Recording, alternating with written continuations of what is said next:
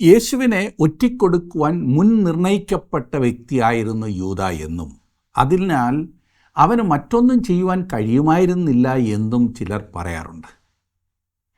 യൂദ യേശുവിനെ ഒറ്റിക്കൊടുക്കുവാൻ തൻ്റെ മനസ്സിൽ തീരുമാനിച്ചുറച്ചതിന് ശേഷം വളരെ വിദഗ്ധമായിട്ടാണ് അവൻ അതിനുള്ള കരുക്കൾ നീക്കിയത്. അങ്ങനെയൊക്കെ ചെയ്യാതിരിക്കുവാനുള്ള എല്ലാ അവസരങ്ങളും അവനുണ്ടായിരുന്നു.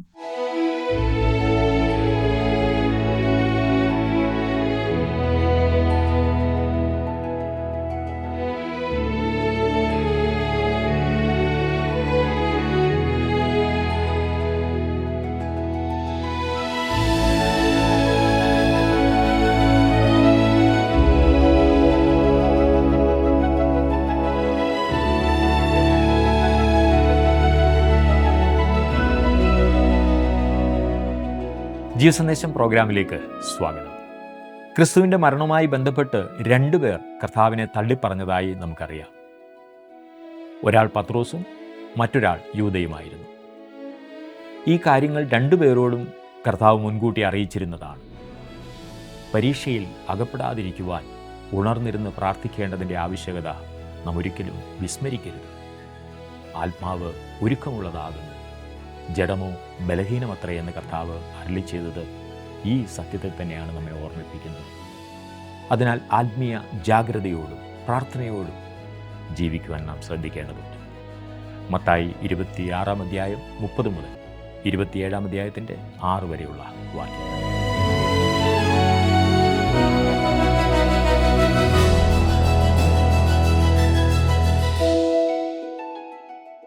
വിശുദ്ധ മത്തായി എഴുതിയ സുവിശേഷം 26-ാം അധ്യായം 30-ാം വാക്യം വരെ നാം ചിന്തിച്ചു കഴിഞ്ഞു. 31-ാം വാക്യം സഖറിയ പ്രവചനത്തിൽ നിന്നുള്ള ഒരു ഉദ്ധരണിയാകും. ഞാനതൊന്ന് വായിക്കാം. 26-ാം അധ്യായത്തിൻ്റെ 31-ാം വാക്യം. യേശു അവരോട്, ഈ രാത്രിയിൽ നിങ്ങളെല്ലാവരും എങ്കിൽ ഇടറും, ഞാൻ ഇടയനെ വിട്ടും കൂട്ടത്തിലെ ആടുകൾ ചിതറിപ്പോകും എന്ന് എഴുതിയിരിക്കുന്നുവല്ലോ. 32-ഉം 33-ഉം വാക്യങ്ങളിൽ പത്രോസിൻ്റെ മറുപടി വളരെ രസകരമായിരിക്കുന്നു. പത്രോസ് പറയുക, കർത്താവേ, നിനക്ക് മറ്റുള്ളവരെ വിശ്വസിക്കുവാൻ പ്രയാസമായിരിക്കും, പക്ഷേ ഏതു വിധേനയും നിനക്ക് എന്നെ വിശ്വസിക്കാം എന്നൊരു ധ്വനിയാണ് ആ വാക്യങ്ങളിൽ നാം കാണുന്നത്. ഇവിടെ ലഭിക്കുന്നത് അങ്ങനൊരു ധ്വനിയാണ്. പത്രോസിൻ്റെ ഒരു പ്രധാന പ്രശ്നം എന്താണെന്നാൽ അവനെ തന്നെ അറിയില്ലായിരുന്നു എന്നതാണ്. ഇന്ന് നമുക്ക് പലർക്കുമുള്ള പ്രശ്നം അതുതന്നെയായിരുന്നല്ലോ. കർത്താവ് പത്രോസിനോട് അതിന് മറുപടി പറഞ്ഞതാണ് 34-35 വാക്യങ്ങളിൽ നാം കാണുന്നത്. അവിടെ നാം വായിക്കുന്നത്, യേശു അവനോട്, ഈ രാത്രിയിൽ കോഴി കൂകും മുമ്പേ നീ 3 വട്ടം എന്നെ തള്ളിപ്പറയുമെന്ന് ഞാൻ സത്യമായിട്ടും നിന്നോട് പറയുന്നു എന്ന് പറഞ്ഞു. നിന്നോടുകൂടെ മരിക്കേണ്ടി വന്നാലും ഞാൻ നിന്നെ തള്ളിപ്പറയുകയില്ല എന്ന് പത്രോസ് അവനോട് പറഞ്ഞു. അതുപോലെ തന്നെ ശിഷ്യന്മാർ എല്ലാവരും പറഞ്ഞു. താൻ കർത്താവിനെ ഒരു വിധത്തിലും തള്ളിപ്പറയുവാൻ പോകുന്നില്ല എന്ന് പത്രോസ് വീരവാദം മുഴക്കി. അതെ, ഒരു ദിവസം സന്ധ്യാസമയത്തായിരുന്നു അവനത് കർത്താവിനോട് പറഞ്ഞത്. അവർ കർത്താവിന് വേണ്ടി മരിക്കുവാൻ പോലും തയ്യാറായിരുന്നു. പക്ഷേ ആ രാത്രിയിൽ കോഴി കൂവുന്നതിന് മുമ്പ് പത്രോസ് യേശുവിനെ തള്ളിപ്പറഞ്ഞു. 1 പ്രാവശ്യമല്ല, 3 പ്രാവശ്യം. തുടർന്ന് നമുക്ക് യേശുവിനോടൊപ്പം ഗത്സമന തോട്ടത്തിലേക്കൊന്ന് പോകാം. 36 മുതൽ 39 വരെയുള്ള വാക്യങ്ങളിൽ നാം വായിക്കുമ്പോൾ ഇവിടെ യേശു കർത്താവ് പ്രാർത്ഥിക്കുന്ന പ്രാർത്ഥനയ്ക്ക് നാം വളരെ ശ്രദ്ധ കൊടുക്കേണ്ടതുണ്ട്. കർത്താവ് പറയുകയാണ്, ഈ പാനപാത്രം എന്നത് അവൻ്റെ ക്രൂശിനെ കാണിക്കുന്നു. ഈ പാനപാത്രം ഞാൻ കുടിക്കേണ്ടതാകുന്നു. ആ പാനപാത്രത്തിൽ നിറഞ്ഞിരിക്കുന്നത് സർവ്വലോകത്തിൻ്റെയും പാപമാകുന്നു. മരണമെന്ന ഒരു കാര്യത്തേക്കാൾ അധികം, ക്രൂശിൽ കിടന്നുള്ള ആ ഭയങ്കരമായ വ്യഥയേക്കാൾ അധികമായി ഭയാനകമായ എന്തോ ഒന്നുണ്ട്. പലപ്പോഴും നാം അത് ഗ്രഹിക്കുന്നില്ല എന്നത്ര എനിക്ക് തോന്നാറുള്ളത്. ആ ഭയാനകമായത് ഇതാകുന്നു: പരിശുദ്ധനായ യേശു, നിഷ്കളങ്കൻ, പാപികളോട് വേർപെട്ടവൻ, നമുക്ക് വേണ്ടി പാപമായി ആ കാൽവരി ക്രൂശിൽ സകല മാനവജാതിയുടെയും പാപം അവൻ്റെ മേലിട്ടു. എന്തെങ്കിലും നിയമബന്ധിതമോ സിദ്ധാന്തപരമോ ആയിട്ടല്ല, പിന്നെയോ യഥാർത്ഥമായും ആ പാപം അവൻ്റെ മേൽ വെച്ചപ്പോൾ കർത്താവിന് അനുഭവപ്പെട്ടിരിക്കാവുന്ന ഘോരത നമുക്ക് ഊഹിക്കുവാൻ പോലും സാധ്യമല്ല സുഹൃത്തെ. പരിശുദ്ധനായ യേശു അത് ഭയങ്കരമായ ഒരനുഭവമായി കണ്ടു. എങ്ങനെയെങ്കിലും ക്രൂശിൽ നിന്നൊന്ന് രക്ഷപ്പെടണമെന്നല്ല കർത്താവ് ഈ പ്രാർത്ഥനയിലൂടെ ആഗ്രഹിക്കുന്നത്. അതിനുവേണ്ടി അല്ല അവൻ പ്രാർത്ഥിക്കുന്നതും. പിന്നെയോ അവൻ പ്രാർത്ഥിക്കുന്നത് ദൈവഹിതം നിറവേറണമേ എന്നാകുന്നു. ഗത്സമനയുടെ മുഴുവൻ പ്രസക്തിയും മനസ്സിലാക്കുക എന്നത് നമ്മെക്കൊണ്ട് അസാധ്യമാണ്. പക്ഷേ ഞാൻ ചിന്തിക്കുന്നത് കാൽവറിയുടെ വിജയം കർത്താവ് വാസ്തവത്തിൽ നേടിയത് ഗത്സമനയിലാകുന്നു എന്നത്രേ. താൻ മരുഭൂമിയിൽ 40 ദിവസം ഉപവസിച്ച് കഴിഞ്ഞപ്പോൾ പരീക്ഷയുണ്ടായതുപോലെ തന്നെ ഗത്സമനയിലും കർത്താവ് സാത്താനാൽ പരീക്ഷിക്കപ്പെട്ടു. രണ്ടിടത്തും പരീക്ഷയുടെ ഗൗരവത്തിന് കുറവൊന്നുമില്ലായിരുന്നു. 26 അധ്യായത്തിൻ്റെ 42 വാക്യം ഞാനൊന്ന് വായിക്കാം. രണ്ടാമതും പോയി, പിതാവേ, ഞാൻ കുടിക്കാതെ അത് നീങ്ങിക്കൂടാ എങ്കിൽ നിൻ്റെ ഇഷ്ടമാകട്ടെ എന്ന് പ്രാർത്ഥിച്ചു. യേശു അത് അംഗീകരിക്കുകയായിരുന്നു. ക്രൂശിനെ ഏതെങ്കിലും വിധത്തിൽ ഒഴിഞ്ഞു പോകുവാനുള്ളൊരു ശ്രമമായിരുന്നു ഗത്സമനയിലേതെന്ന് ആരെങ്കിലും വാദിച്ചാൽ അതുപോലെ ശരിയല്ല. ലോകത്തിൻ്റെ പാപത്തെ തൻ്റെ മേൽ ചുമത്തുന്നതിനാൽ ഉണ്ടാകുന്ന ഭയങ്കരമായ നീചത്വം ഓർത്തപ്പോൾ അവൻ്റെ മനുഷ്യത്വത്തിൽ അതിനോട് ഒരു വെറുപ്പ് അല്ലെങ്കിൽ വൈമുഖ്യം അനുഭവപ്പെട്ടതിനാൽ അതിൽ നിന്നും കർത്താവ് ഒരു നിമിഷം പിന്മാറി. പക്ഷേ ഉടനെ തന്നെ അവൻ തന്നെ പിതാവിൻ്റെ കരങ്ങളിലേക്ക് സമർപ്പിച്ചു. അവൻ വന്നത് പിതാവിൻ്റെ ഹിതം ചെയ്യുവാനായിരുന്നല്ലോ. അതിനുവേണ്ടി അവൻ സമർപ്പിച്ചു, പൂർണ്ണമായി സമർപ്പിച്ചു. ഇനി നമുക്ക് യേശുവിനോടൊപ്പം തോട്ടത്തിലുണ്ടായിരുന്ന ശിഷ്യന്മാരെ ഒന്ന് നോക്കാം.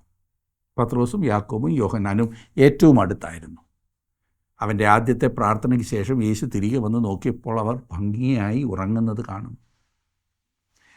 40 41 വാക്യങ്ങളിൽ കർത്താവ് പറയുകയാണ്, ഉണർന്നിരിപ്പീൻ, കാത്തിരിപ്പീൻ, ജാഗ്രത പുലർത്തുവീൻ, പരീക്ഷയിൽ അകപ്പെടാതിരിപ്പാൻ ഉണർന്നിരുന്ന് പ്രാർത്ഥിപ്പീൻ. എന്താണ് കർത്താവ് ഇവിടെ ഉദ്ദേശിക്കുന്ന പരീക്ഷ? ആരാണ് അവരെ പരീക്ഷിക്കുവാൻ പോകുന്നത്? സാത്താൻ അവിടെ ഉണ്ടായിരുന്നുവെന്നത് മറക്കാതിരിക്കുക. അദൃശ്യമായ ഒരു ശത്രുവുമായി യേശു മല്ലുപിടിച്ചു എന്നത് വ്യക്തമാണ്. ഗത്സമനയിൽ അവൻ ശത്രുവിനെ തോൽപ്പിച്ചു. യേശു തന്നെ വിജയിച്ചു. കാൽവറിയിലെ വിജയം ഗത്സമനയിൽ അവൻ വരിച്ചു. 42 വാക്യത്തിൽ പിതാവിൻ്റെ ഹിതത്തിനായി ക്രിസ്തു തന്നെ ഏൽപ്പിക്കുന്നതാണ് നാം കാണുന്നത്. പൂർണ്ണമായും അവൻ ഏൽപ്പിച്ചു. 42 വാക്യത്തിൽ രണ്ടാമതും പോയി, പിതാവേ, ഞാൻ കുടിക്കാതെ അത് നീങ്ങിക്കൂടാ എങ്കിൽ നിൻ്റെ ഇഷ്ടമാകട്ടെ എന്ന് പ്രാർത്ഥിച്ചു. ഇനി 43 മുതൽ 45 വരെയുള്ള വാക്യങ്ങളിൽ ശിഷ്യന്മാരുടെ അടുത്ത് വീണ്ടും വന്നപ്പോൾ കണ്ടത് അവർ ഉറങ്ങുന്നതാണ്. കർത്താവ് പറയുകയാണ്, ഇനി ഉറങ്ങി ആശ്വസിച്ചു കൊള്ളുവീനെന്ന്. ഈ 45 വാക്യത്തിനും 46 വാക്യത്തിനും ഇടയിൽ അല്പ ഇടവേളയുണ്ട് എന്ന് വ്യക്തമാണ്. കാരണം 45 വാക്യത്തിൽ ഇനിയും ഉറങ്ങി ആശ്വസിച്ചു കൊള്ളുവീൻ എന്ന് പറഞ്ഞിട്ട് 46 വാക്യത്തിൽ എഴുന്നേൽപ്പീൻ എന്ന് പറയുന്നതാണല്ലോ നാം കാണുന്നത്. ഒരുപക്ഷെ അല്പം ഒന്ന് ഉറങ്ങുവാൻ യേശു അവരെ നിർബന്ധിച്ച് കാണും. അവർക്കത് ആവശ്യവുമായിരുന്നു. അവരുടെ ശാരീരിക ആവശ്യങ്ങളിൽ നമ്മുടെ കർത്താവ് എത്ര ശ്രദ്ധ ചെലുത്തിയിരുന്നു എന്ന് നമുക്കിവിടെ കാണുവാൻ കഴിയും. അവർ അല്പനേരം ഉറങ്ങിക്കഴിഞ്ഞപ്പോൾ അവൻ അവരോട് പറഞ്ഞു, ഇനി എഴുന്നേൽക്കുക. 46 47 വാക്യങ്ങളിൽ ഇസ്കറിയോത്ത യൂദയും യേശുവിൻ്റെ ശത്രുക്കളും യേശു ചെയ്ത അനേകം അത്ഭുതങ്ങൾ കണ്ടവരാണല്ലോ. യേശുവിന് അലൗകികമായൊരു ശക്തി ഉണ്ടെന്നും അവനത് ഉപയോഗിക്കുമെന്നും അവർക്കറിയാമായിരുന്നു. അതുകൊണ്ട് തന്നെ യേശുവിനെ അറസ്റ്റ് ചെയ്യാൻ വന്നപ്പോൾ ആയുധധാരികളായ ഒരു വലിയ കൂട്ടത്തെ കൂടി അവർ കൂടെ കൊണ്ടുവന്നു എന്ന് കാണാവുന്നതത്രേ. ചിലപ്പോൾ അന്നുണ്ടായിരുന്നതായ സൈന്യം മുഴുവൻ അവനെ പിടിക്കുവാനായി വന്നു കാണും. 48 വാക്യത്തിൽ നാം കാണുന്നത്, അവനെ കാണിച്ചു കൊടുക്കുന്നവൻ ഞാൻ ഏവനെ ചുംബിക്കുമോ അവൻ തന്നെയാകുന്നു, അവനെ പിടിച്ചുകൊള്ളുവീൻ എന്ന് അവർക്കൊരടയാളം കൊടുത്തിരുന്നു. ചരിത്രത്തിൽ രേഖപ്പെടുത്തിയിട്ടുള്ളതിലേക്ക് നികൃഷ്ടമായൊരു സംഗതിയാണ് യൂദായുടെ ഒറ്റിക്കൊടുക്കുന്ന ചുംബനം. മത്തായി എഴുതിയ സുവിശേഷം 26 അധ്യായത്തിൻ്റെ 49 50 വാക്യങ്ങളിൽ നാം വായിക്കുന്നത്, ഉടനെ അവൻ യേശുവിൻ്റെ അടുക്കൽ വന്ന് റബി വന്ദനം എന്ന് പറഞ്ഞ് അവനെ ചുംബിച്ചു. യേശു അവനോട്, സ്നേഹിത, നീ വന്ന കാര്യമെന്ത് എന്ന് പറഞ്ഞപ്പോൾ അവർ അടുത്ത് യേശുവിന്മേൽ കൈവച്ച് അവനെ പിടിച്ചു. ഒരു ചുംബനം ഒന്നുകിൽ അംഗീകാരത്തിൻ്റെ അല്ലെങ്കിൽ ത്യജിക്കലിൻ്റെ അടയാളമാകാം. നാം പഠിച്ചുകൊണ്ടിരിക്കുന്ന ഈ ഭാഗത്ത് യൂദാ യേശുവിന് നൽകിയ ചുംബനം ഒറ്റിക്കൊടുക്കലിൻ്റെ ചുംബനമാണ്. ഒരു മനുഷ്യന് ചെയ്യാവുന്നതിലേക്കും അധമമായ നിന്ദ്യമായ പ്രവൃത്തിയായിരുന്നു യൂദാ ചെയ്തത്. സ്നേഹിക്കുന്ന വ്യക്തിയെ സ്വാർത്ഥ താല്പര്യങ്ങൾക്കായി ഒറ്റിക്കൊടുക്കുക. യേശുവിനെ ഒറ്റിക്കൊടുക്കുവാൻ മുൻ നിർണയിക്കപ്പെട്ട വ്യക്തിയായിരുന്നു യൂദാ എന്നും അതിനാൽ അവന് മറ്റൊന്നും ചെയ്യുവാൻ കഴിയുമായിരുന്നില്ല എന്നും ചില വേദശാസ്ത്രജ്ഞന്മാർ പറയാറുണ്ട്. അത് സത്യമെങ്കിൽ യൂദാ വെറുമൊരു യന്ത്രം മാത്രമായിരിക്കണമല്ലോ, ഒരു പാവ. നിങ്ങൾക്കെന്ത് തോന്നുന്നു? എനിക്ക് തോന്നുന്നത് യൂദാ യേശുവിനെ ഒറ്റിക്കൊടുക്കുവാൻ തൻ്റെ മനസ്സിൽ തീരുമാനിച്ചുറച്ചതിന് ശേഷം അവൻ വളരെ വിദഗ്ധമായിട്ടാണ് അതിനുള്ള കരുക്കൾ നീക്കിയത്. അങ്ങനെയൊക്കെ ചെയ്യാതിരിക്കുവാനുള്ള എല്ലാ അവസരങ്ങളും അവനുണ്ടായിരുന്നു. ഇപ്പോൾ നാം കാണുമ്പോൾ എല്ലാം നേരത്തെ മുൻ നിർണയിച്ചതുപോലെ തോന്നാം. പക്ഷേ ഞാൻ പറയുന്നത്, നേരത്തെ യൂദായ്ക്ക് ഒഴിഞ്ഞു മാറുവാൻ കഴിഞ്ഞിരുന്നില്ല എന്നുണ്ടെങ്കിൽ തന്നെ ആ പ്രവചനം പൂർത്തിയായതിന് ശേഷം, അത് യേശുവിനെ ഒറ്റിക്കൊടുത്തതിന് ശേഷം യൂദായ്ക്ക് അനുതപിച്ച് മടങ്ങി വരാമായിരുന്നല്ലോ. അനുതപിക്കുവാനും തന്നെ അംഗീകരിക്കുവാനും യേശു യൂദായ്ക്ക് അവസാനമായി ഒരവസരം കൂടി കൊടുത്തിരുന്നു. യേശുവിനെ ഒറ്റിക്കൊടുക്കുന്നതായ ആ ചൂട് ചുംബനം ലഭിച്ചു കഴിഞ്ഞപ്പോൾ പോലും യേശു അവനെ വിളിച്ചത് സ്നേഹിത എന്നത്രേ. പിന്നീട് യൂദാ ദൈവാലയത്തിലേക്ക് ചെന്ന് യേശുവിനെ ഒറ്റിക്കൊടുക്കുന്നതിന് പ്രതിഫലമായി ലഭിച്ച വെള്ളിക്കാശ് എറിഞ്ഞു കളഞ്ഞപ്പോഴും അവന് വേണമെങ്കിൽ മനം മാറ്റമുണ്ടാകാമായിരുന്നു. താൻ ചെയ്തത് തെറ്റാകുന്നു എന്ന് യൂദായ്ക്ക് മനസ്സിലായി. പക്ഷേ അനുതപിക്കുവാനും യേശുവിനെ അംഗീകരിക്കുവാനും അവന് സാധിച്ചില്ല. ഇന്നും പലരുടെയും അനുഭവം ഇതത്രേ. യേശു മഹാപുരോഹിതൻ്റെ കൊട്ടാരത്തിലായിരിക്കുന്നതാണ് 57 വാക്യം മുതൽ നാം കാണുന്നത്. ഞാൻ 57 58 വാക്യങ്ങളൊന്ന് വായിക്കാം. യേശുവിനെ പിടിച്ചവരോ മഹാപുരോഹിതനായ കയ്യഭായുടെ അടുക്കൽ ശാസ്ത്രിമാരും മൂപ്പന്മാരും ഒന്നിച്ചു കൂടിയിരുന്നിടത്ത് അവനെ കൊണ്ടുപോയി. എന്നാൽ പത്രോസ് ദൂരവേ മഹാപുരോഹിതൻ്റെ അരമനയോളം പിൻചെന്ന് അകത്ത് കടന്ന് അവസാനം കാണുവാൻ സേവകന്മാരോടുകൂടി ഇരുന്നു. ഇതിൻ്റെ എല്ലാം പിൻപിൽ പ്രേരണ നൽകിയിരുന്നത് കയ്യഭാവിൻ്റെ അമ്മായിയപ്പനായിരുന്നു എന്ന് നാം പിന്നീട് കാണുന്നതാണ്.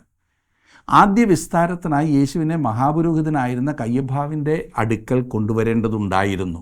കാരണം അന്നത്തെ യഹൂദ മത നേതൃത്വം റോമൻ ഭരണാധികാരികളോട് യേശുവിനെ വധിക്കുന്നതിനുള്ള അനുമതി തേടുവാൻ പരിപാടി ഇട്ടിരിക്കുകയായിരുന്നു. അതുകൊണ്ട് രാവിലെ യേശുവിനെ പീലാത്തോസിൻ്റെ മുമ്പിൽ കൊണ്ടുവരുന്നതിന് മുമ്പ് അവനെതിരെ പറയുവാനുള്ള കുറ്റങ്ങൾ എന്തെന്ന് അവർ ധാരണയിലെത്തണമായിരുന്നു. അങ്ങനെ അവർ രാത്രിയിൽ മഹാപുരോഹിതൻ്റെ കൊട്ടാരത്തിൽ അവനെ വിസ്തരിച്ചു. പത്രോസ് ദൂരവേ പിൻചെന്നു എന്ന് നാം വായിക്കുന്നു. അതേ സുഹൃത്തെ, യേശുവിനെ ദൂരവേ പിൻചെല്ലുന്നത് അപകടകരമാകുന്നു. യോഹന്നാൻ എഴുതിയ സുവിശേഷം 18 അധ്യായത്തിൻ്റെ 15 16 വാക്യങ്ങളിൽ നിന്നും നാം മനസ്സിലാക്കുന്നത് യോഹന്നാൻ്റെ സഹായത്താൽ മഹാപുരോഹിതൻ്റെ നടുമുറ്റത്ത് പ്രവേശിക്കുവാൻ പത്രോസ് അനുമതി വാങ്ങി എന്നത്രേ. എന്തിനാകുന്നുവെന്ന് ഈ വാക്യത്തിൽ തന്നെ പറഞ്ഞിട്ടുണ്ടല്ലോ, അവസാനം കാണുവാൻ. അധികം താമസിക്കാതെ അവൻ കർത്താവിനെ തള്ളിപ്പറയുന്നു. 59 60 വാക്യങ്ങളിൽ നാം കാണുന്നത്, മഹാപുരോഹിതന്മാരും ന്യായാധിപ സംഘമൊക്കെയും യേശുവിനെ കൊല്ലേണ്ടതിന് അവൻ്റെ നേരെ കള്ളസാക്ഷ്യം അന്വേഷിച്ചു. കള്ളസാക്ഷികൾ പലരും വന്നിട്ടും പറ്റിയില്ല. യേശുക്രിസ്തുവിനെതിരെ മത നേതാക്കന്മാർക്ക് കുറ്റമൊന്നും കണ്ടുപിടിക്കുവാൻ സാധിക്കാതെ വന്നതിനാൽ ചില കള്ളസാക്ഷികളെ കണ്ടുപിടിക്കുവാൻ അവർ നിർബന്ധിതരായി. അവരെത്ര കിണഞ്ഞു പരിശ്രമിച്ചിട്ടും യേശുവിനെതിരെ ഒന്നും നിരത്തുവാൻ അവരെക്കൊണ്ട് സാധിച്ചില്ല. ഒടുവിൽ അവർ 2 സാക്ഷികളെ കണ്ടെത്തി. 61 വാക്യത്തിൽ നാം കാണുന്നത്, ഒടുവിൽ 2 പേർ വന്ന് ദൈവമന്ദിരം പൊളിച്ച് 3 ദിവസം കൊണ്ട് വീണ്ടും പണിവാൻ എനിക്ക് കഴിയും എന്ന് ഇവൻ പറഞ്ഞു എന്ന് ബോധിപ്പിച്ചു. യേശു ഇപ്രകാരത്തിലുള്ളൊരു പ്രസ്താവന ചെയ്യുന്നതായി യോഹന്നാൻ എഴുതിയ സുവിശേഷം 2 അധ്യായത്തിൻ്റെ 19 മുതലുള്ള വാക്യങ്ങളിൽ നാം വായിക്കുന്നുണ്ട്. അന്നത് കേട്ടപ്പോൾ ശിഷ്യന്മാർ പോലും യേശുവിനെ തെറ്റിദ്ധരിച്ചു.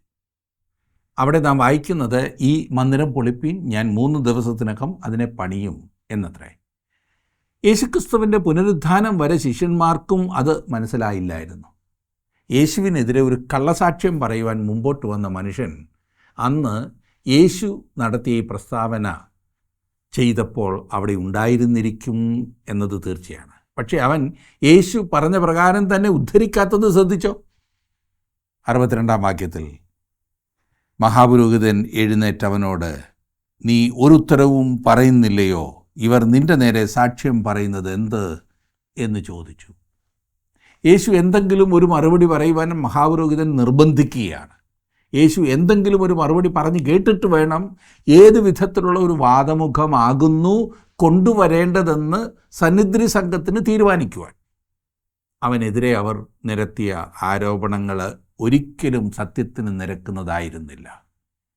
അതുകൊണ്ടായിരുന്നിരിക്കാം യേശു മറുപടിയൊന്നും പറയാതിരുന്നത്. 63 വാക്യത്തിൽ നാം വായിക്കുന്നത്, യേശുവോ മിണ്ടാതിരുന്നു. മഹാപുരോഹിതൻ പിന്നെയും അവനോട്, നീ ദൈവപുത്രനായ ക്രിസ്തു തന്നെയോ? പറക എന്ന് ഞാൻ ജീവനുള്ള ദൈവത്തെക്കൊണ്ട് നിന്നോട് ആണയിട്ട് ചോദിക്കുന്നു എന്ന് പറഞ്ഞു.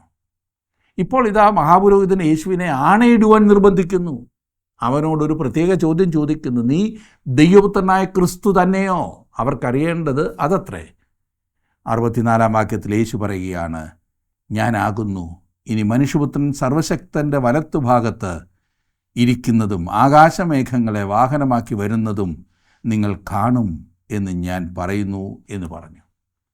യേശു അവനോട് ഞാനാകുന്നു മനുഷ്യപുത്രൻ എന്ന് അവകാശപ്പെടുകയാണ്. യേശുവിനുണ്ടായിരുന്ന ഏറ്റവും ഉയർന്ന സ്ഥാനപ്പേര് അതുതന്നെയായിരുന്നു. പ്രവാചകന്മാരും ഈ സ്ഥാനപ്പേര് ഉപയോഗിച്ചിരുന്നുവല്ലോ. അത് ദൈവത്വത്തിൻ്റെ ഒരു വിശേഷണ പദമത്രേ. താൻ സർവശക്തൻ്റെ വലത്തുഭാഗത്തിരിക്കുന്നതും ആകാശമേഘങ്ങളെ വാഹനമാക്കി വരുന്നതുമായ മനുഷ്യപുത്രനാണെന്ന് പറയുന്നതിനേക്കാൾ വലിയ ഒരു സ്ഥാനം യേശുവിന് അവകാശപ്പെടുവാനുണ്ടായിരുന്നോ എന്ന് ഞാൻ സംശയിക്കുന്നു. 65 വാക്യത്തിൽ നാം വായിക്കുന്നത്, ഉടനെ മഹാപുരോഹിതൻ വസ്ത്രം കീറി, ഇവൻ ദൈവദൂഷണം പറഞ്ഞു. ഇനി സാക്ഷികളെ കൊണ്ട് നമുക്ക് എന്താവശ്യം? നിങ്ങളിപ്പോൾ ദൈവദൂഷണം കേട്ടുവല്ലോ. ഉടനെ മഹാപുരോഹിതൻ വസ്ത്രം കീറി, അതായത് അവൻ തൻ്റെ കുപ്പായം അല്ലെങ്കിൽ സ്ഥാനവസ്ത്രം കീറി എന്നാണ്. ദൈവദൂഷണം കേട്ടതിനാൽ ഉണ്ടായ ഭയങ്കരമായ ദുഃഖത്തിൻ്റെ പ്രതീകമായിട്ടാണ് ഈ വസ്ത്രം കീറുന്നത്. ഇപ്പോൾ അവർ ചിന്തിക്കുന്നത് യേശുവിനെതിരെ ആരോപിക്കുവാൻ അവർക്കൊരു പോയിൻ്റ് കിട്ടിപ്പോയി എന്നത്രേ. 66 മുതൽ 68 വരെയുള്ള വാക്യങ്ങളിൽ നാം വായിക്കുമ്പോൾ, നിങ്ങൾക്കെന്തു തോന്നുന്നു എന്ന് ചോദിച്ചതിന് അവൻ മരണയോഗ്യനെന്നവർ ഉത്തരം പറഞ്ഞു. അപ്പോൾ അവർ അവൻ്റെ മുഖത്ത് തുപ്പി അവനെ മുഷ്ടി ചുരുട്ടി കുത്തി. ചിലർ അവനെ കന്നത്തടിച്ചു, ഹേ ക്രിസ്തുവേ, നിന്നെ തല്ലിയത് ആർ എന്ന് ഞങ്ങളോട് പ്രവചിക്ക എന്ന് പറഞ്ഞു. അവർ യേശുവിനെ എത്രമാത്രം വെറുത്തിരുന്നു എന്ന് ശ്രദ്ധിക്കുക. ഇതിൽ നിന്നും വ്യക്തമാകുന്ന ഒരു വസ്തുത എന്തെന്നാൽ, അവൻ്റെ നന്മയ്ക്കും അവൻ്റെ നീതിക്കും അവൻ്റെ വിശുദ്ധിക്കും അവൻ ദൈവമാകുന്നു എന്നുള്ളതിനും നേരെയുള്ള മനുഷ്യഹൃദയത്തിൻ്റെ സ്വാഭാവികമായ ആ വിരോധം എത്ര അധികമാകുന്നു എന്ന് ചിന്തിക്കുക. നിങ്ങൾക്കും എനിക്കും ആ പഴയ സ്വഭാവം മാത്രമേ ഉണ്ടായിരുന്നുള്ളൂവെങ്കിൽ ദൈവത്തെപ്പോലും അവൻ്റെ സിംഹാസനത്തിൽ നിന്നും തള്ളി താഴെയിടുവാൻ നാം ശ്രമിച്ചേനെയുമെന്ന് നിങ്ങൾ ശ്രദ്ധിച്ചിട്ടുണ്ടോ? മനുഷ്യ സ്വഭാവം ദൈവത്തെ വെറുക്കുന്നതാണ്. ദൈവവുമായി ബന്ധപ്പെടുവാൻ മനുഷ്യൻ സ്വാഭാവികമായി ആഗ്രഹിക്കുന്നില്ല. ഇതാ ഇവിടെ സന്നിധി സംഘത്തിൽ അവർ അവനെ കന്നത്തടിച്ചു, അവൻ്റെ മുഖത്ത് തുപ്പി മുഷ്ടി ചുരുട്ടി കുത്തി അവനെ അധിക്ഷേപിച്ചു. ഹേ ക്രിസ്തുവെ, നിന്നെ തല്ലിയതാർ എന്ന് ഞങ്ങളോട് പ്രവചിക്ക എന്ന് പറഞ്ഞു. അവർ അവനെക്കൊണ്ടൊരു കളി കളിപ്പിക്കുകയാണ്. അവർ ഒരുപക്ഷെ അവൻ്റെ കണ്ണ് കെട്ടി അവനെ തല്ലിയിട്ട് തന്നെ തല്ലിയതാരെന്ന് പറയുവാൻ അവനെ നിർബന്ധിച്ചു കാണും. അവൻ അഥവാ ഊഹിച്ചു പറഞ്ഞാൽ അവർ അതൊരിക്കലും അംഗീകരിക്കുമായിരുന്നില്ല.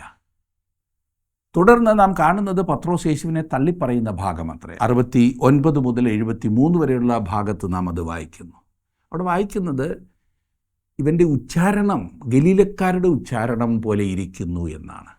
യഹൂദയിലുള്ളവരെക്കാൾ വ്യത്യസ്തമായിരുന്നു ഗലീലക്കാരുടെ ഉച്ചാരണം. പത്രോസിൻ്റെ ഉച്ചാരണം ഗലീലക്കാരുടേതായിരുന്നു. 74 വാക്യത്തിൽ നാം കാണുന്നത്, അപ്പോൾ അവൻ ആ മനുഷ്യനെ ഞാൻ അറിയുന്നില്ല എന്ന് പ്രാകുവാനും ആണയിടുവാനും തുടങ്ങി. ഉടനെ കോഴി കൂകി എന്നാണ്. വാസ്തവത്തിൽ താൻ എത്രമാത്രം ബലഹീനനാണെന്ന് ആ പാവം പത്രോസ് നേരത്തെ ഗ്രഹിച്ചിരുന്നില്ല. എന്നാൽ നമ്മുടെ കർത്താവ് പത്രോസിൻ്റെ വിശ്വാസം നഷ്ടപ്പെട്ടു പോകാതിരിക്കേണ്ടതിനായി പ്രാർത്ഥിച്ചു. അത് നഷ്ടപ്പെട്ടില്ല എന്നതാണ് സത്യം. 75 വാക്യത്തിൽ നാം വായിക്കുന്നത്, എന്നാറെ കോഴി കൂകും മുമ്പേ നീ 3 വട്ടം എന്നെ തള്ളിപ്പറയുമെന്ന് യേശു പറഞ്ഞ വാക്ക് പത്രോസ് ഓർത്ത് പുറത്തുപോയി അതിദുഃഖത്തോടെ കരഞ്ഞു. പത്രോസ് ഇരുന്നിരുന്നത് തെറ്റായ സ്ഥലത്തായിരുന്നു. അവിടം അവന് പരീക്ഷയുടെ സ്ഥാനമായിരുന്നു. അവൻ്റെ ആ നീചമായ ത്യജിക്കലിന് ഒരു ഒഴികഴിവും പറയുവാനില്ല. നികൃഷ്ടമായ പ്രവർത്തനത്തിൽ അവൻ കുറ്റക്കാരൻ തന്നെയായിരുന്നു. എന്നിരുന്നാൽ തന്നെയും പിന്നത്തേതിൽ അവൻ അനുതപിച്ചു. താൻ സ്നേഹിച്ച കർത്താവിൻ്റെ അടുത്തേക്ക് തന്നെ അവൻ മടങ്ങി വന്നു, അവനുമായുള്ള കൂട്ടായ്മയിലേക്ക്. നമ്മുടെ കർത്താവ് എത്ര കരുണാസമ്പന്നനാണ്. പത്രോസിനോട് ക്ഷമിച്ച യേശു അവനെ എത്ര ആശ്ചര്യജനകമായിട്ടാണ് ഉപയോഗിച്ചതെന്ന് ശ്രദ്ധിക്കൂ. ദൈവത്തിൻ്റെ പരിശുദ്ധാത്മാവ് സഭയുടെ മേൽ വന്നു കഴിഞ്ഞ് ആദ്യത്തെ പ്രസംഗം നടത്തുവാൻ ദൈവം നിയോഗിച്ചത് ഒരിക്കൽ പിന്മാറിപ്പോയിരുന്ന ഈ പത്രോസിനെയാണ്. ആ ഒരൊറ്റ പ്രസംഗത്തിൽ 3000 പേർ രക്ഷിക്കപ്പെട്ട് സഭയോട് ചേർന്നു എന്ന് പറഞ്ഞാൽ ദൈവം അവനെ എന്തുമാത്രം ഉപയോഗിച്ചു എന്ന് നമുക്ക് കാണുവാൻ സാധിക്കും. 27-ാം അധ്യായത്തിലേക്ക് നാം വരുമ്പോൾ അതിൽ നിന്നുകൂടി ചില വാക്യങ്ങൾ നമുക്ക് നോക്കാം. സുവിശേഷത്തിൻ്റെ കേന്ദ്ര വസ്തുതയിലേക്കാണ് നാം വരുന്നത്. അതെ, ക്രിസ്തുവിൻ്റെ ക്രൂശീകരണത്തിലേക്ക്. എന്താകുന്നു സുവിശേഷമെന്ന് കൊരിന്ത്യയിലെ വിശ്വാസികളോട് വിശുദ്ധ പൗലോസ് പറഞ്ഞപ്പോൾ അവൻ ഊന്നൽ കൊടുത്തത് ക്രിസ്തു തിരുവെഴുത്തുകളിൻ പ്രകാരം മരിച്ചു എന്നത്രേ. ആ സംഭവത്തിൻ്റെ അതിമഹത്തായ രേഖകളിലേക്കാണ് നാം ഇപ്പോൾ വന്നിരിക്കുന്നത്. 27-ാം അധ്യായത്തിൽ ക്രിസ്തുവിൻ്റെ ക്രൂശുമരണത്തിൻ്റെ സമയത്ത് സംഭവിച്ചതെല്ലാം അതുപോലെ വിശുദ്ധ മത്തായി വിശദീകരിക്കുന്നില്ല. സത്യം പറഞ്ഞാൽ സുവിശേഷ എഴുത്തുകാർ ആരും അത് വിവരിക്കുന്നില്ല. ആ ക്രൂശിൻ്റെ ചുറ്റും അന്ന് സംഭവിച്ചത് എന്താകുന്നുവെന്ന് മാത്രമേ 4 സുവിശേഷകന്മാരും പറഞ്ഞിട്ടുള്ളൂ. ഈ വിശദീകരണത്തിനൊക്കെ തേടി നടന്നാൽ സുഹൃത്തെ, നിങ്ങളത് ബൈബിളിൽ കണ്ടെന്ന് വരില്ല. ഒരുപാട് കെട്ടുകഥകളുണ്ട്. ക്രിസ്തു മരിക്കുന്നതായ ആ അവസരത്തിൽ 3 മണിക്കൂറത്തേക്ക് ഇരുട്ടുകൊണ്ടൊരു മൂടുപടമുണ്ടാക്കി ദൈവം ക്രൂശിനെ മറച്ചിട്ട് പറഞ്ഞതുപോലെ തോന്നുന്നു, ഈ സംഗതി നിങ്ങൾക്ക് നോക്കുവാൻ കഴിയുന്നതല്ല, മനുഷ്യന് ഗ്രഹിക്കാവുന്നതിൻ്റെ അപ്പുറമാണ് ഈ സംഭവം, അവൻ്റെ കഷ്ടപ്പാടുകൾ വിശദീകരിക്കാവുന്നതല്ല. സ്വർഗത്തിലിരുന്ന പിതാവും ക്രൂശിൽ കിടന്നിരുന്ന പുത്രനും തമ്മിലുള്ള ആശയവിനിമയം മാത്രമാകുന്നു അവിടെ കാണുന്നത്. ക്രൂശ് ലോകത്തിൻ്റെ പാപത്തെ ചുമന്നൊഴിക്കുന്ന കുഞ്ഞാടിനെ യാഗമർപ്പിച്ച യാഗപീഠമായി തീർന്നു. വിശുദ്ധ മത്തായി രേഖപ്പെടുത്തിയ ഏറ്റവും ലളിതമായ പ്രസ്താവന അവർ അവനെ ക്രൂശിച്ചു എന്നതത്രേ. മത്തായിയുടെ സുവിശേഷം 27-ാം അധ്യായം ആരംഭിക്കുന്നത് യേശുവിനെ ഗത്സമനയിൽ വെച്ച് അവർ പിടിച്ചതിന് ശേഷമുള്ള പ്രഭാതത്തിലാണ്. ഇതിനിടെ വളരെയേറെ കാര്യങ്ങൾ നടന്നു കഴിഞ്ഞു. എല്ലാം തന്നെ രാത്രിയിലാണ് നടന്നത്. കയ്യഭാവിൻ്റെയും സന്നിധി സംഘത്തിൻ്റെയും മുമ്പിൽ അവനെ നിർത്തി കള്ളസാക്ഷികൾ അവന് നേരെ കള്ളത്തരം ആരോപിച്ചു. അവനെ അവർ തല്ലി അധിക്ഷേപിച്ചു. തൻ്റെ കൂടെ നടന്നിരുന്ന പത്രോസ് അവനെ തള്ളിപ്പറഞ്ഞു. ഇപ്പോഴിതാ പ്രഭാതമായി. 27-ാം അധ്യായത്തിൻ്റെ 1-ാം വാക്യത്തിൽ വായിക്കുന്നത്, പുലർച്ചയ്ക്ക് മഹാപുരോഹിതന്മാരും ജനത്തിൻ്റെ മൂപ്പന്മാരും എല്ലാം യേശുവിനെ കൊല്ലുവാൻ കൂടി വിചാരിച്ചു. യേശുവിനെതിരായി മതനേതാക്കന്മാർ ഒരു കുറ്റം ആരോപിച്ചുകൊണ്ട് അവനെ സുപ്രീം കോടതിയിലേക്ക് കൊണ്ടുപോവുകയാണ്. റോമൻ കോടതിയിൽ നിൽക്കുവാൻ സാധിക്കുന്ന ഒരു കേസാണ് ഇതെന്നവർ ചിന്തിച്ചു. അവർ തങ്ങളാൽ ആവുന്ന ക്രമീകരണങ്ങളൊക്കെ ചെയ്തു കഴിഞ്ഞു. 2-ാം വാക്യത്തിൽ നാം വായിക്കുന്നത്, അവനെ ബന്ധിച്ചു കൊണ്ടുപോയി നാടുവാഴിയായ പീലാത്തോസിനെ ഏൽപ്പിച്ചു. പീലാത്തോസിൻ്റെ തലസ്ഥാനം കൈസരിയിലായിരുന്നെങ്കിലും യെരുശലേമിൽ അവനൊരു കൊട്ടാരമുണ്ടായിരുന്നു. ഈ പ്രത്യേക സമയത്ത് അവൻ യെരുശലേമിലായിരുന്നു. കാരണം പെസഹ പെരുന്നാളിൻ്റെ സമയമായിരുന്നതിനാൽ നഗരം ആളുകളെ കൊണ്ട് നിറഞ്ഞു കവിയുക പതിവായിരുന്നു. ആ സമയത്ത് ലഹളകൾ ഒരു സ്ഥിര സംഭവം തന്നെയായിരുന്നു. അതൊക്കെ നിയന്ത്രിക്കുന്നതിനായിട്ടാണ് പീലാത്തോസ് യെരുശലേമിൽ തന്നെ ആയിരുന്നത്.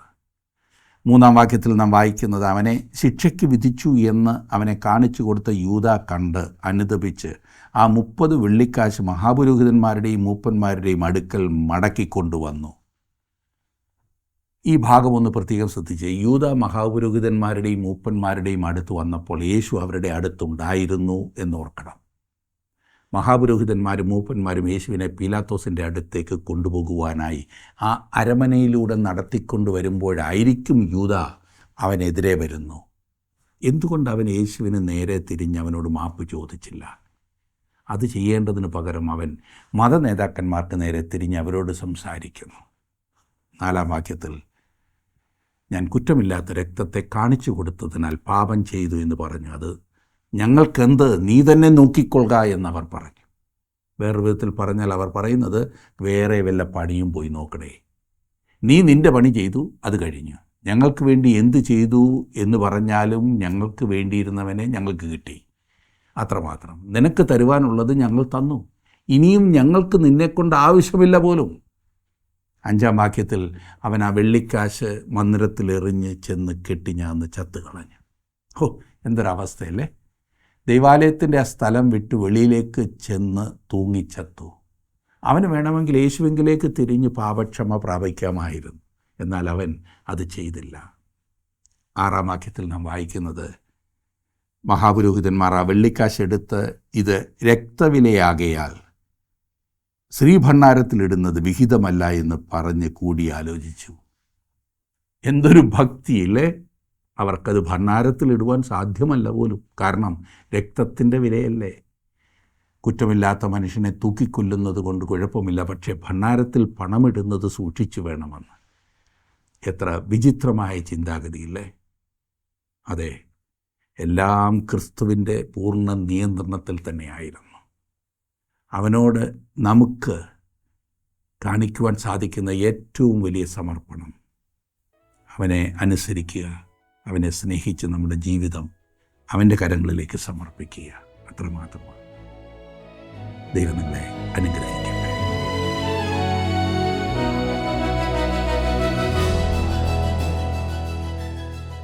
തൻ്റെ ലംഘനങ്ങളെ മറച്ചു വെക്കുന്നവന് ശുഭം വരികയില്ല, അവ ഏറ്റുപറഞ്ഞുപേക്ഷിക്കുന്നവനോ കരുണ പ്രാപിക്കുമെന്ന് തിരുവചനം നമ്മെ പഠിപ്പിക്കുന്നു. തൻ്റെ ലംഘനങ്ങളെ കർത്താവിൻ്റെ സന്നിധിയിൽ ഏറ്റുപറഞ്ഞപ്പോൾ തന്നെ പാപത്തിൻ്റെ കുറ്റം ക്ഷമിക്കപ്പെട്ടതായി സങ്കീർത്തനക്കാരൻ സാക്ഷ്യപ്പെടുത്തുന്നു. അതുകൊണ്ട് തന്നെ കണ്ടെത്താവുന്ന കാലത്ത് ദൈവത്തോട് പ്രാർത്ഥിക്കുവാൻ തിരുവചനം നമ്മെ ബുദ്ധി ഉപദേശിക്കുന്നു. പത്രോസും യൂദയും ചെയ്ത തെറ്റുകൾ ഒരുപോലെ ഗൗരവമുള്ളതായിരുന്നു. എന്നാൽ പത്രോസ് അതീവ ദുഃഖത്തോടെ പാപങ്ങൾ ഏറ്റുപറഞ്ഞ് ദൈവകൃപ സായത്തമാക്കുകയാണ് ഉണ്ടായത്.